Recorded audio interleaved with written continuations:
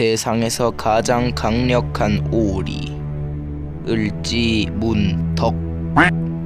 오늘은 그 을지문덕 장군께서 굉장히 활약하셨던 전투인 수나라와 고구려의 싸움 살수대첩에 대해서 공부해 보도록 하겠습니다.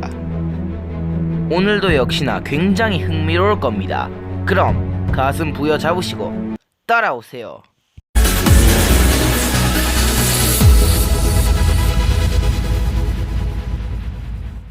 604년 7월 수나라에서 있었던 일입니다. 당시 황제였던 문제가 태자광에게 살해당하는 사건이 일어나게 되는데요. 문제를 살해한 뒤 태자광은 수양제라는 황제로 등극하게 됩니다. 그리고 607년 수양제는 당시 돌궐족의 임금이었던 계민가한이라는 사람을 만나러 오게 되는데요.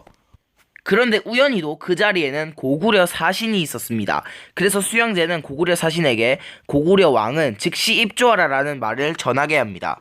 여기서 잠깐, 입조가 뭐냐고요?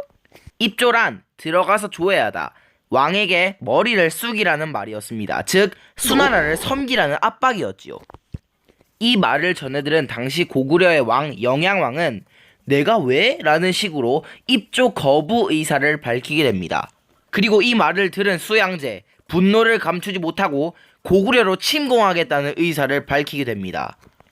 그런데 그게 빈말이 아니었습니다. 실제로 수양제는 군대를 결성하기 시작하는데요. 612년 2월 모인 군대는 육군이 자그마치 113만 명, 수군이 4만 명, 군수물자를 운반하는 운반부대는 300에서 400만 명이라는 세계사에서 도저히 찾아볼 수 없는 엄청난 스케일의 군대가 모이게 됩니다.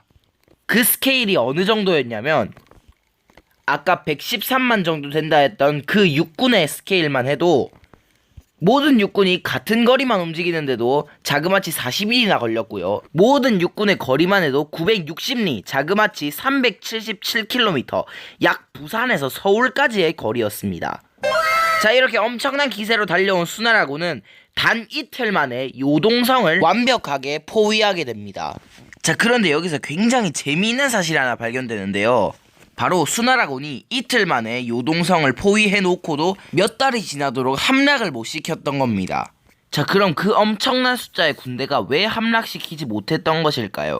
그 이유는 수나라의 황제 수양제의 욕심 때문이었습니다.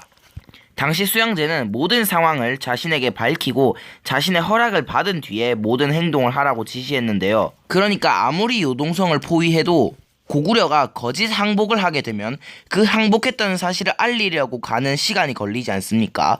그때 군대를 재정비해서 다시 전쟁을 시작하는 이런 행동을 3-4번 반복하게 됩니다. 이러한 이유에서 수나라 그 대군은 몇 달 동안 요동성을 함락시키지 못했던 것이죠. 자, 이렇게 수나라와 열심히 요동성에서 싸우고 있을 때 수나라에 수군이 도착하게 됩니다. 자, 그렇지만 고구려에는 나성이라는 사람이 있었습니다. 당시 수군의 내호와 장군은 나성의 작전에 걸려서 대패하게 됩니다.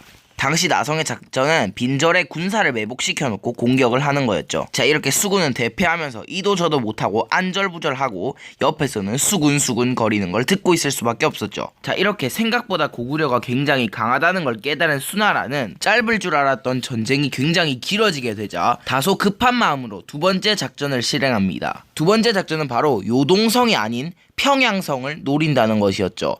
평양성은 당시 고구려의 수도였기 때문에 평양성이 함락된다, 그것은 곧 고구려가 멸망한다 라는 걸 뜻하기 때문이죠. 자, 그래서 평양성으로 들어가는데 수나라는 무려 30만 5천 명이라는 군대를 결성하게 됩니다. 근데 이 30만 5천 명이 사실은 아까 그 수군이 군수물자를 대줘서 같이 받고 가려고 했는데 아까 수군이 진 거 기억나시죠? 그래서 30만 5천 명 군대한테 식량을 줄 수가 없으니까 100일치 식량을 한 명당 다 가져가게 했단 말이죠.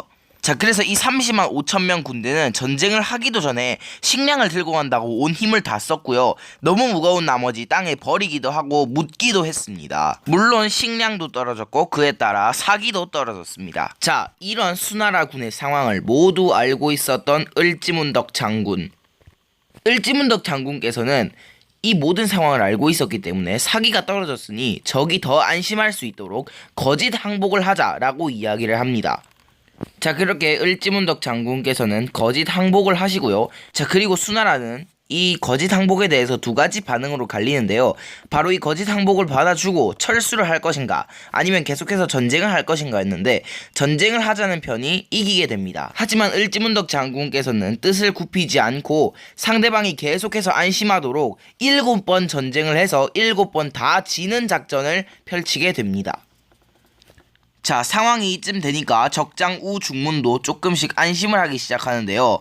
여기다가 을지문덕 장군께서 적장 우중문에게 편지를 한 장 보내게 되는데요. 그 편지의 내용이 바로 그대의 귀신 같은 꾀는 하늘의 이치를 꿰뚫었고 절묘한 계산은 땅의 이치를 통달하였도다. 전쟁에서 승리한 공이 이미 높으니 만족하고 그만 돌아감이 어떠한가 였습니다.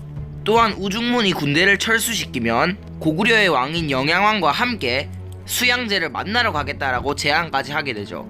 자, 그래서 우중문도 당시 이것이 거짓 항복이라는 걸 알았지만 속는 셈 치고 수나라의 군대를 모두 철수시키기로 마음먹습니다. 자, 그런데 이렇게 수나라군이 살수강 쪽으로 철수를 하던 와중에 갑작스럽게 공격이 들어오게 됩니다.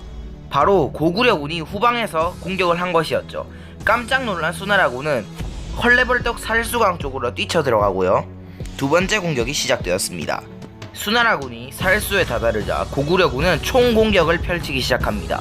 깜짝 놀란 수나라 병사들은 말과 무기를 물속에 내던지고 막 도망치기 시작했습니다. 살수는 피로 물들었고 죽어가는 사람들의 비명만이 남았죠. 그렇게 엄청난 숫자의 수나라군이 죽고요. 그 30만 5천 명의 수나라군 중에 2,700명만이 생존하게 되는 완벽한 고구려의 승리였습니다. 이것이 바로 역사의 길이 남을 살수대첩입니다.